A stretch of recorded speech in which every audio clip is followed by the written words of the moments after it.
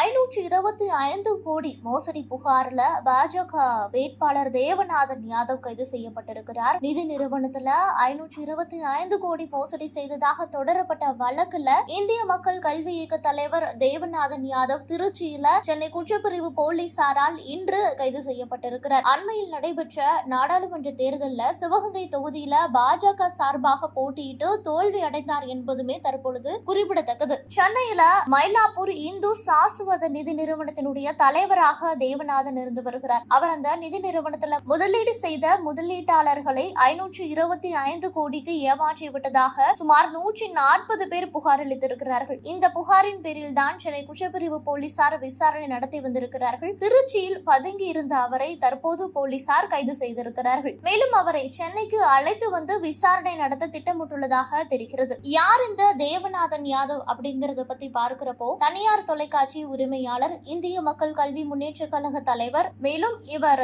பாஜக ஆதரவாளர். சென்னை மயிலாப்பூரில் இயங்கி வரும் இந்து சாஸ்வத நிதி லிமிடெட் என்ற நிதி நிறுவனத்தினுடைய தலைவராகவும் இருந்து வருகிறார். கிட்டத்தட்ட 1872 ஆண்டு முதல் இந்த நிதி நிறுவனமானது செயல்பட்டு வருகிறது. இந்த நிறுவனத்துல 10 முதல் 15% வரை வட்டி தருவதாக கூறி பல்வேறு நபர்களிடம் இருந்து நிதியை பெற்று மோசடி நடைபெற்றுள்ளதாக புகார் எழுந்திருக்கிறது. இந்த மோசடி தொடர்பாக கடந்த ஜூன் மாதம் 6ஆம் தேதி அந்த நிறுவனத்திற்கு முன்பாக சுமார் ஒரு 50க்கும் மேற்பட்டோர் சாலையில் அமர்ந்து போராட்டம் நடத்தினார்கள். முன்னதாக மயிலாப்பூர் மாட வீதியில 150 ஆண்டுகளுக்கு மேலாக இயங்கி வரும் இந்த நிறுவனத்திலிருந்து பணத்தை திரும்ப பெற வாடிக்கையாளர்கள் கடந்த சில நாட்களாகவே குவிந்து வந்தார்கள். இதன் காரணமாக அங்கு ஒரு பதற்றமான சூழ்நிலையுமே ஏற்பட்டது. வைப்பு தொகை மீதான வட்டிகள் தாமதமாகவும் முதிர்ச்சி அடைந்த முதலீடுகள் பகுதி பகுதியாகவும் வழங்கப்படுவதாக ஒரு குழப்பமான சூழ்நிலை அங்கு காணப்பட்டது. 5000க்கும் மேற்பட்டவர்கள் இந்த நிதி நிறுவனத்துல வைப்பு தொகை வைத்திருக்கிறார்கள். மொத்தமாக 525 கோடி ரூபாய் வரை டெபாசிட் செய்திருக்கிறார்கள். அந்த சமயத்துல அந்த நிதி நிறுவனத்துல மத்திய சென்னையில் உள்ள ஒரு அலுவலகமுமே கடந்த ஆண்டு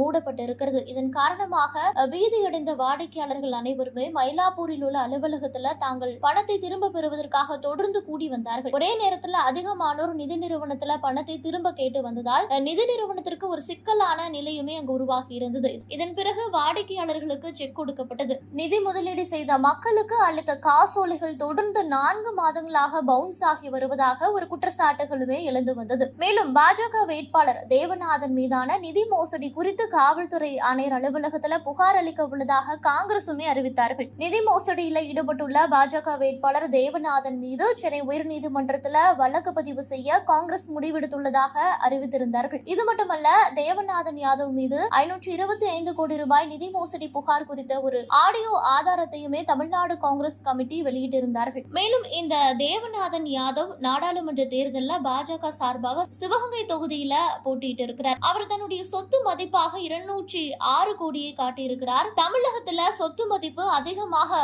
காண்பித்துள்ள வேட்பாளர்கள்ல முதலிடத்தை ஈரோடு தொகுதி வேட்பாளரும், 2வது இடத்தை இந்த தேவநாதன் யாதவ் பிடித்திருந்தார் என்பதுமே தற்பொழுது குறிப்பிடத்தக்கது. இந்த சூழ்நிலையில தான் தேவநாதன் யாதவ் மீது பண மோசடி தொடர்பான குற்றச்சாட்டுகள் எழுந்து வந்தது. இந்த நிலையில தான் இந்த புகாரின் பேரில் சென்னை குற்றப்பிரிவு போலீசார் விசாரணை நடத்தி வந்த நிலையில திருச்சியில் பதுங்கி இருந்த தேவநாதன் யாதவை போலீசார் தற்போது கைது செய்திருக்கிறார்கள். அவரை சென்னைக்கு அழைத்து வந்து விசாரணை நடத்த திட்டமிட்டுள்ளதாக தெரிகிறது.